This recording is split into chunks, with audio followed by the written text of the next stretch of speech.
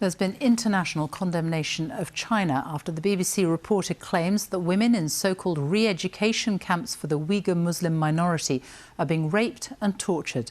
The British and US governments are now calling on Beijing to allow independent investigators into the camps. China has denied the allegations and accused the BBC of making a false report. Matthew Hill has spoken to several former detainees for his report, and you may find some of their accounts distressing. Terzanai Zaiwuddin is reliving a story she can barely bring herself to tell. She was held at one of Xinjiang's so-called re-education camps. These satellite images show the site where Terzanai says she was held, sharing a cell with 13 other women. She's haunted by one image: masked men coming down a camp corridor like this one after midnight. They were 3 men. Not 1, but 3.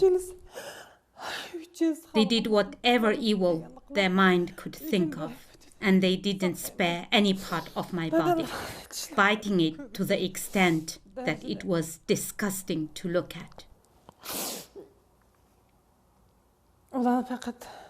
They didn't just rape, they were barbaric. They had bitten all over my body. The US have granted her safe refuge after investigating her claims. She's waived her right to anonymity and now feels free to speak out about the full extent of the abuse she says she suffered. They had an electric baton. I didn't know what it was. It was pushed into my private parts and I was tormented with electric shocks. It's estimated over 1 million Uyghurs and other Muslims are held in the camps. These never-before-broadcast pictures were filmed secretly in a camp under construction and published by a magazine on religious liberty.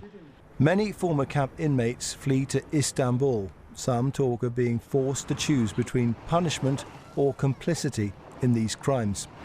Han Chinese men would pay money to have their pick of the pretty young inmates. My job is to remove their clothes and then handcuff them on their beds so they cannot move. The testimony of the women we've interviewed has sparked international condemnation. The US State Department said the atrocities they describe shock the conscience. And tonight, President Biden has revealed human rights in China will be a priority for his administration. Here too, in Parliament today, the treatment of the women was condemned by the Foreign Office. The evidence of the scale and the severity of these violations is now far-reaching. It paints a truly harrowing picture. If China wishes to dispute this evidence, then it must allow unfettered access to the region for the UN High Commissioner for Human Rights or another independent fact-finding body. China has responded to our investigation, insisting its camps are vocational training centres designed to stop Muslims living in the region from turning to extremism. It accuses the BBC of lies and misinformation. There is no so-called systemic sexual assault and abuse against women. China is a country ruled by law. Our constitution guarantees and protects human rights, and it is embodied in our legal system and the government's work. These women have spoken out about rape, which in their culture is an unspoken crime, because they want their stories heard. It seems much of the world is listening. Matthew Hill, BBC News.